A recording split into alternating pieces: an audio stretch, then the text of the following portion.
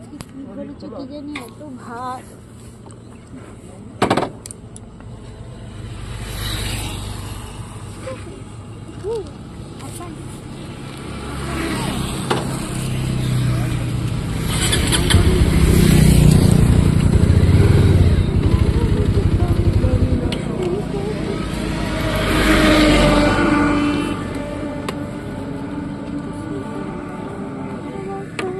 তোমরা এগো, তোমাদের একটা ভিডিও করে দিই। ভিডিও করে দে। না না, এটা ভিডিও করবো। এগো এগো এগো।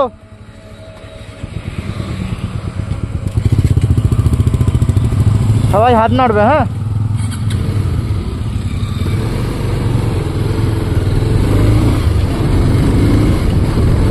হ্যালো গাইস, আমরা ফাইনালি এখানে পৌঁছে গেছি। এবার 30 কিলোমিটার বাকি আর আমাদের ডেস্টিনেশনে পৌঁছতে, মানে বোলপুর শান্তিনিকেতনে। তো এই সামনে সব দেখতে পাচ্ছ আমাদের রাইডাররা আছে, রাইডাররা হচ্ছে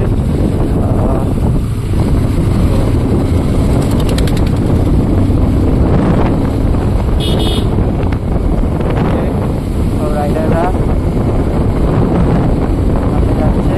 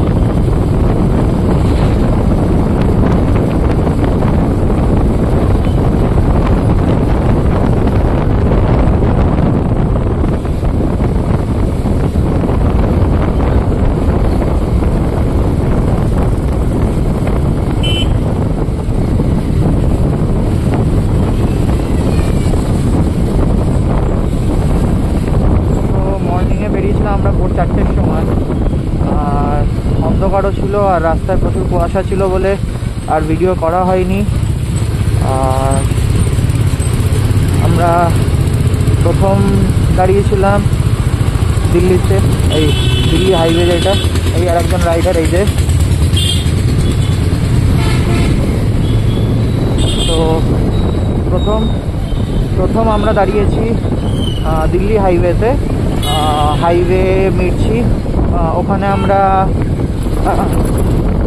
আমরা একটু কফি চা একটু খাওয়া দাওয়া করে দেন আমরা ওখান থেকে পুরো বেরিয়ে এসেছিলাম শক্তিগড়ে। এসে ওখানে একটু সকালে টিফিন করে নিলাম, কচুরি, একটু ল্যাংচা মিষ্টি এগুলো খেয়ে তারপরে আমরা টোটাল শুরু করেছি।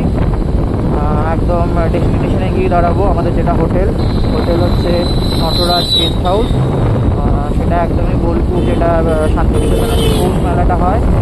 আর রবীন্দ্রনাথ ঠাকুরের যে ওখানে ভবনটা রয়েছে একদমই আশেপাশে 1-1.5 কিলোমিটারের মধ্যে।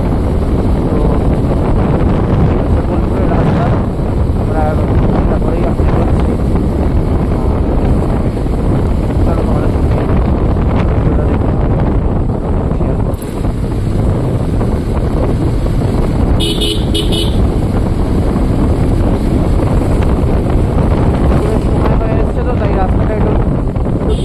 সাধারণত এই রাস্তাটা ফাঁকাই থাকে, বাট একটু দুপুর আছে বলে রাস্তাঘাট একটু ভিড়, তার মধ্যে আছে সানডে, অবভিয়াসলি একটু লোকজনের গ্যাঞ্জামটাই একটু বেশি।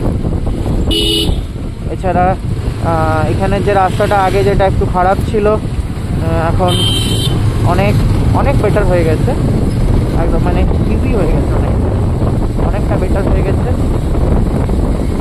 খুব কমফর্টেবলি আসা যায়। ইভেন আমরা আজকে মর্নিংয়ে বেরিয়েছি যে আজকে এখানে এসে আমরা স্টে করবো না, আমরা আবার ইভিনিংয়েই রিটার্ন বাড়ি চলে যাব। তো এতটাই কমফর্টেবল হয়ে গেছে এখন শান্তিনিকেতন আসা। তো তোমরা যদি চাও তাহলে এরকমভাবে একদিন সানডে বা ছুটির দিনে টুক করে চলে আসতে পারো, এসে একটু ঘুরে টাইম কাটিয়ে আবার রিটার্ন চলে যেতে পারো। আর আমরা যে গেস্ট হাউসটা বুক করেছিলাম, আপাতত আমরা মানে 8 জন এসেছি বলে আমরা একটা ডমিটরি রুম নিয়েছি, যেটা 2000 মধ্যে হয়ে গেছিলো। একটু বার্গেটিং করলে তোমরাও পেয়ে যাবে। আর আমি ডেসক্রিপশানে গেস্ট হাউসের নাম্বার আর নামটা দিয়ে দেবো, ওনাদের নাম্বার দিয়ে দেবো। যথেষ্ট ওনারা মানে আমাদেরকে হেল্প করেছে। সাধারণত আমরা রুম পাচ্ছিলামই না, সেখান থেকে আমরা জাস্ট একটা কল মানে আমি ওনাকে ফোন করাতে উনি এক কথাতে রাজি হয়ে গেছিলেন। যখন আমরা বললাম যে আপনার একদিনের জন্যই রুম লাগবে, কারণ অন্যান্য হোটেল একদমই রাজি ছিল না। তো আমরা 6 বেডের একটা রুম নিয়েছি, যেখানে আমরা 8 জন থাকবো। আর যে আজকে গেস্ট হাউসে উঠছি, এখানে খাওয়া দাওয়ার ব্যবস্থাও রয়েছে, ইভেন রোডের ওপরেই গেস্ট হাউসটা। আর সুন্দর একটা গেস্ট হাউস, আমি গিয়ে তো তোমাদেরকে দেখাবো ওই ভিডিওতে গেস্ট হাউসটা কেমন। আর সাথে হচ্ছে গাড়ি পার্কিংও ব্যবস্থা রয়েছে। আর টাইমিং যেটা সেটা হচ্ছে দুপুর 12টার সময় চেক ইন, আর পরের দিন চেক আউট হচ্ছে সকাল 11টার মধ্যে চেক আউট। তো যদি তোমরা আসতে চাও অবভিয়াসলি এই গেস্ট হাউসে এসে তোমরা উঠতে পারো। আর তাদের ব্যবহার খুবই ভালো। আমি ফার্স্ট যে গেস্ট হাউসের ওনাকেই ফোন করেছিলাম, উনি ওনার ছেলের নাম্বার দিলেন যে এখন গেস্ট হাউস হ্যান্ডেল করে। তো তোমরা আসতে পারো, সেটা তোমাদেরকে বলেছিলাম। ডেসক্রিপশানে নাম্বার দিয়ে দেবো, ইভেন ভিডিওতেও তোমরা দেখতে পারবে গেস্ট হাউসটা তোমাদেরকে দিয়ে দেবো। আর তোমরা যেরকম রুম নেবে সেই হিসাবে রুম রেন্ট হবে। আমরা যেটা নিয়েছি সেটা ডমিটরি নিয়েছি, 6 বেডের নন এসি। আর এখানে অফিসিয়াল বেসিসে একটা রুম রেন্ট আপ ডাউন করে, সেটা তোমরা একটু কথা বলে দিলে তোমাদের সুবিধা হবে। আর চলো আমাদের সঙ্গে আজকে রাইডার উইংসের মানে আমিও রাইডার উইংস থেকে মডারেটার। তো রাইডার উইংসের আমাদের 8 জন মানে 6 জন নতুন 2 জন মেম্বার হয়েছে আজকে, তারা 6 জন পুরনো মেম্বার। নিরঞ্জনদা, মেঘাদি, 2 জন হাজব্যান্ড ওয়াইফ, যারা মেজর রয়্যাল এনফিল্ড নিয়ে এসছে। আর পেছনে আছে জয়দেব, ইভেন ওর ওয়াইফ মেঘা, ওরও নাম মেঘা। তো ওরাও অ্যাপাচি টিভিএস অ্যাপাচি 160 নিয়ে এসছে। ইভেন ওর ভাই জয়দেবের 2 জন ভাই এসছে, নামটা জানি না, বাট ওরাও অ্যাপাচি নিয়ে এসছে। ওরা আজকেই আমাদের মানে ফার্স্ট আলাপ হয়েছে, আজকেই ওরা আমাদের রাইডার নিউজে জয়েন করছে। তো এই টোটাল আমরা 8 জন রাইডার নিউজ থেকে আজকে আমরা ট্রিপ করতে বেরিয়েছি। এটা হচ্ছে আমাদের 2025-এর ফার্স্ট ট্রিপ। এই বছরের ফার্স্ট ট্রিপ আমরা শুরু করলাম। এরপরে আবার সেকেন্ড ট্রিপ খুব তাড়াতাড়ি আসবে।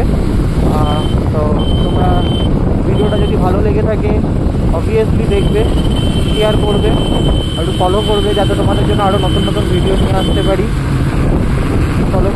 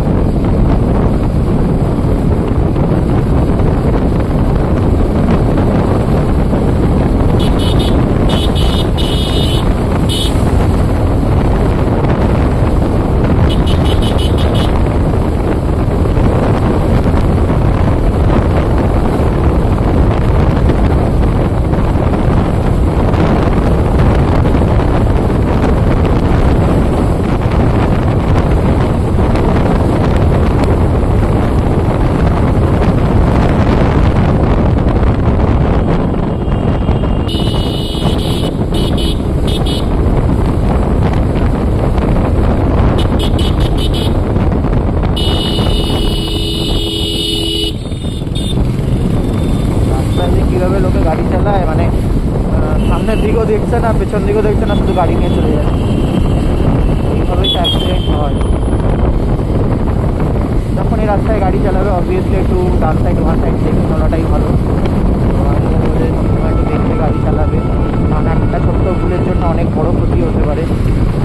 যে চালাচ্ছে তারও ক্ষতি হতে পারে, ইভেন সামনের মানুষেরও ক্ষতি হতে পারে। তো বি কেয়ারফুল গাড়ি চালানোর সময়।